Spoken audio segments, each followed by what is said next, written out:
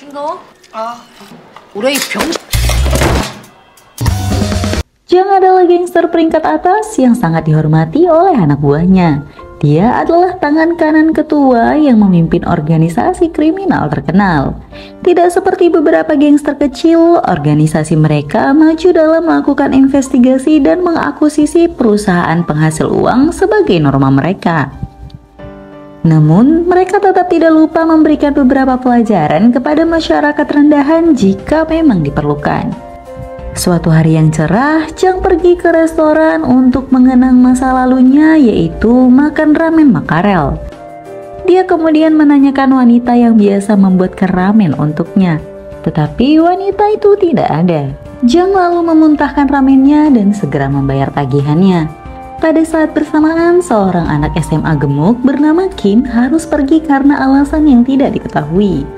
Namun sayangnya, ia kehilangan dompetnya saat hendak membayar tagihan.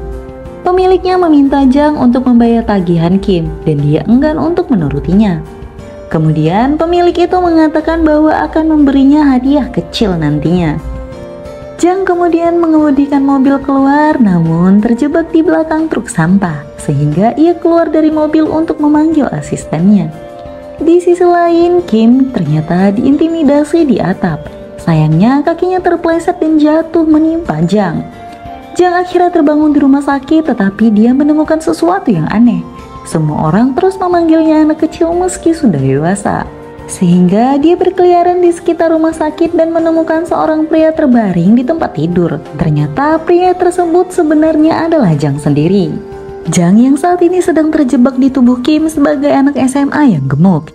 Dia terus berusaha meyakinkan semua orang di sekitarnya bahwa dia bukanlah Kim, sang pemilik asli tubuh ini. Meski begitu, tidak ada yang percaya padanya. Dokter mengatakan bahwa dia mungkin salah mengira identitasnya sebagai identitas orang lain karena amnesia retrograde akibat tabrakan tersebut. Setelah berpikir cukup lama, Jang akhirnya menyadari bahwa Kim sebenarnya adalah anak dari kedai ramen tadi. Dan kondisinya saat ini mungkin adalah hadiah kecil yang dimaksudkan oleh pemilik kedai. Dia kemudian bergegas ke warung tersebut dan menemukan bahwa sudah bertahun-tahun tidak ada warung ramen di sana. Dia lalu pergi ke rumahnya untuk meyakinkan istrinya tentang kesalahpahaman tersebut.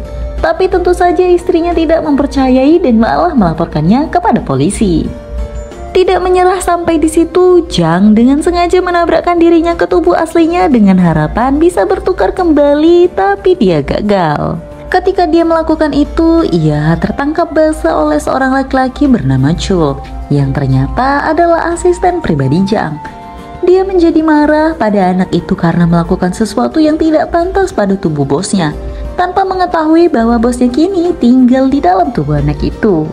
Tidak bisa berbuat apa-apa dengan kondisinya, Jang terpaksa menjalani hidupnya di tubuh Kim. Di rumah, ayah Kim memasak banyak makanan favorit Kim.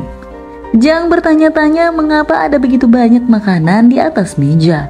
Dia yakin akan ada banyak sisa nantinya.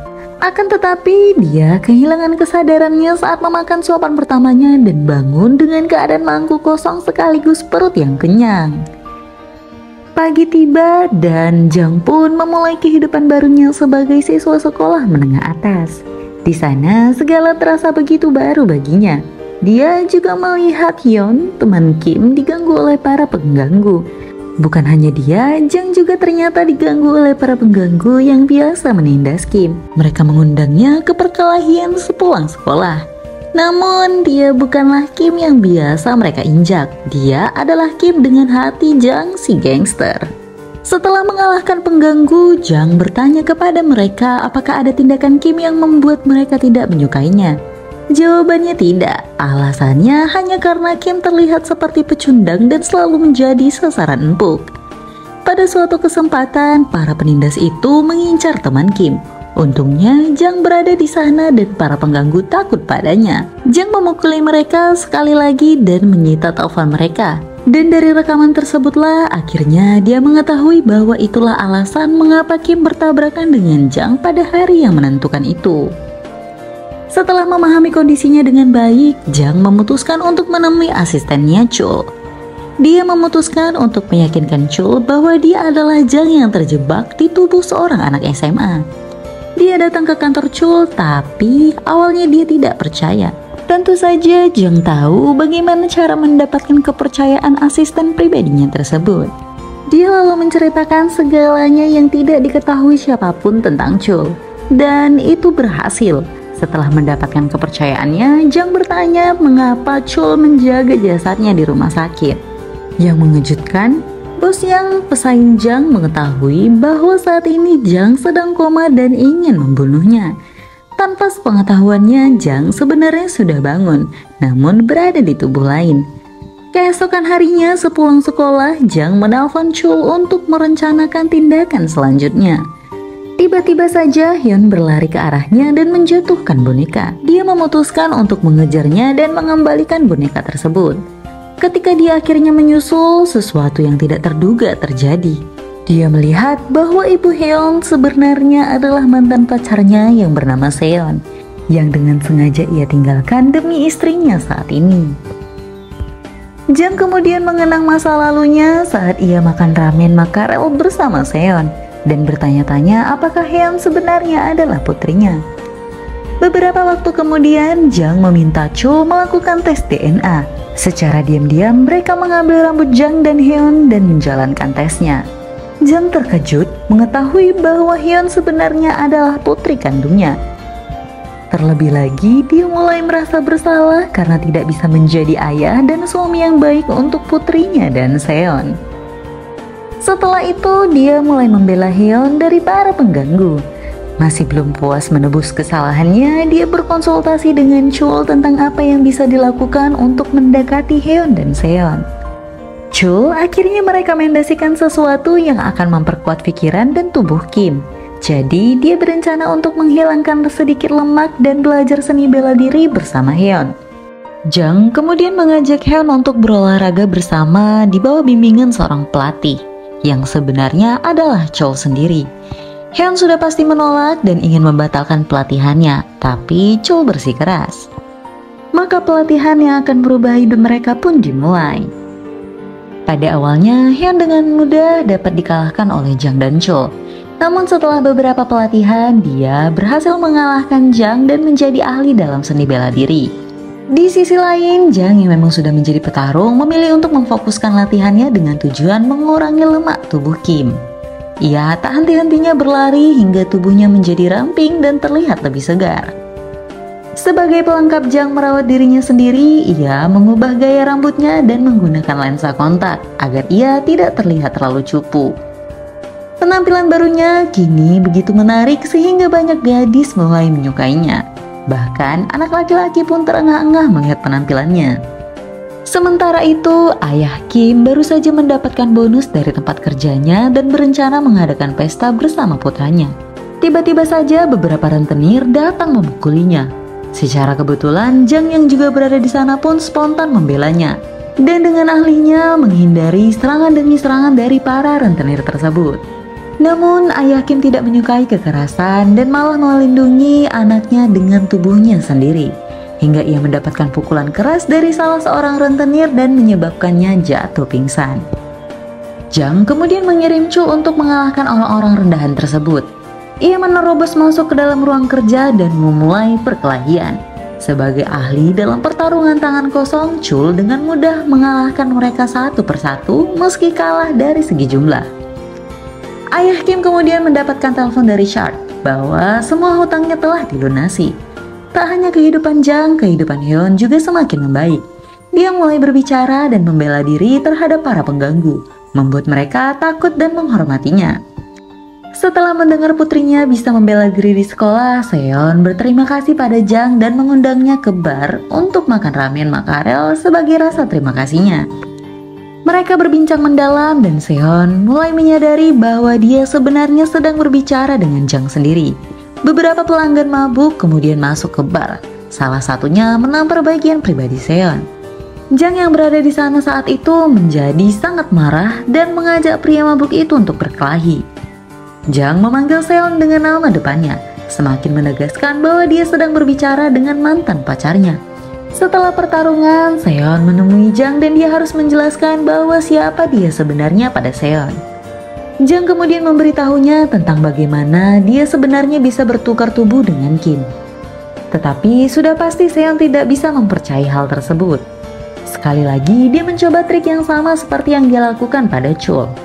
Dia kemudian menceritakan semua yang telah dia lakukan dengan Seon di waktu yang lalu ketika mereka masih muda.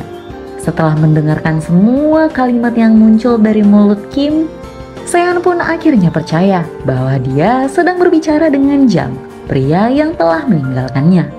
Seon menjadi marah dan mempertanyakan mengapa dia tidak mencarinya selama bertahun-tahun. Dia mengusir Jang dari barnya dan menyuruhnya menjauh dari dia dan putrinya. Keesokan harinya, Hyun duduk bersama Jang sepulang sekolah dan bertanya-tanya apa yang dia bicarakan dengan ibunya. Hyun penasaran karena Seon menyuruhnya agar menjauh dari Kim. Tiba-tiba saja ketua OSIS mendekati mereka. Dia kemudian mengundang Hyun ke pesta ulang tahunnya di vilanya akhir pekan ini, yang membuat Hyun tersipu karena dia sangat menyukainya. Beberapa waktu kemudian, Hyun menerima undangan tersebut dan datang ke pesta. Dia senang karena orang buangan seperti dia bisa datang bergabung dengan pesta. Sementara itu, Jang mengajak Seon untuk bertemu di sebuah kafe. Di sana, dia berencana untuk meminta maaf sekali lagi atas semua yang telah dilakukan. Sudah pasti Seon tidak menerimanya karena Jang tidak bisa mengubah apapun sekarang. Jadi, Seon memutuskan untuk meninggalkan Jang. Namun, Jang mengejarnya dan mencium bibirnya tepat sebelum Seon mencapai pintu keluar. Tindakan tersebut membuat Seon sangat marah hingga ia menamparnya dan ingin menyeretnya ke kantor polisi. Saat mereka hendak ke kantor polisi, Jang mendapat telepon dari teman Kim. Dia mendengar percakapan antara gadis pengganggu bahwa Hyun mungkin dalam bahaya di pesta tersebut. Jang segera meninggalkan Seon dan meminta Chul untuk mengantarkan mobil padanya, lalu bergegas untuk menyelamatkan putrinya tersebut. Di sana dia melihat Seon dikelilingi dan dipermalukan oleh anak laki-laki. Jang bisa merasakan Hyun merasa tidak aman dan membutuhkan bantuan. Tapi para pria itu tidak membiarkannya pergi. Kemudian mereka mengundang Jang untuk berkelahi tanpa mengetahui bahwa dia adalah seorang gangster sebenarnya.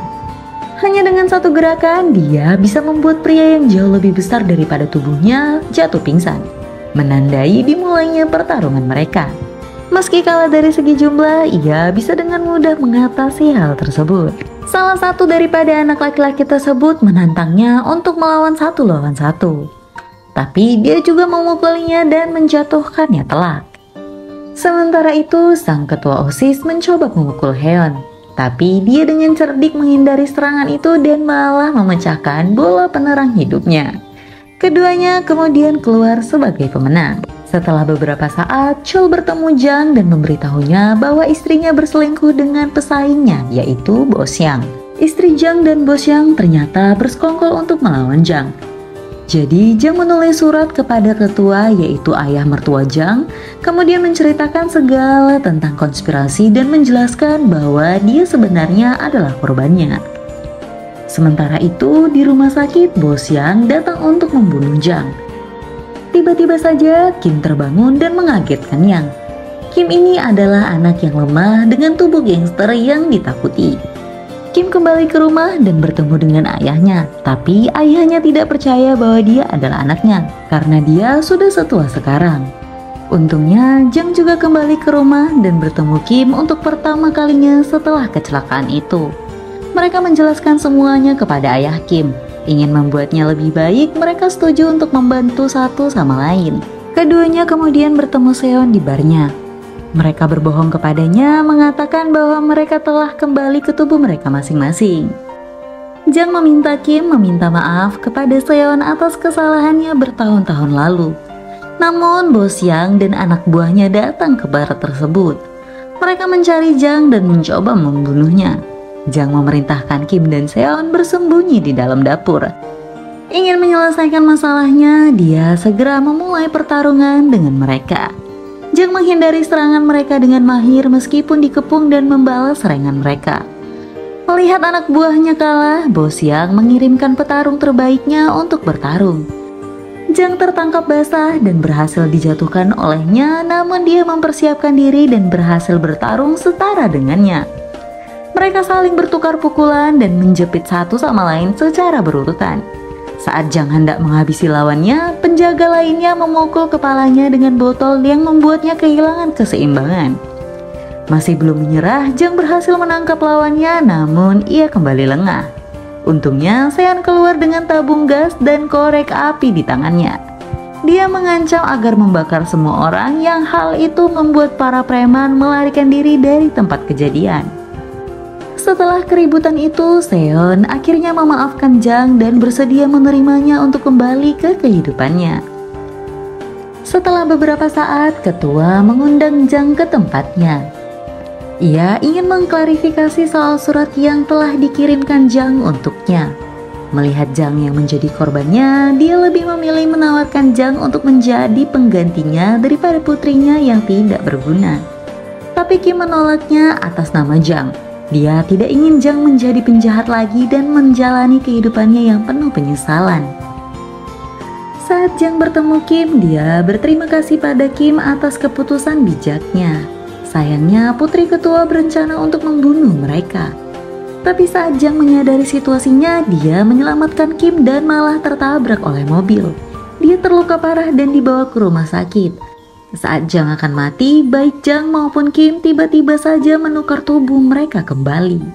6 bulan kemudian, semua pelaku intimidasi telah dipindahkan ke sekolah lain.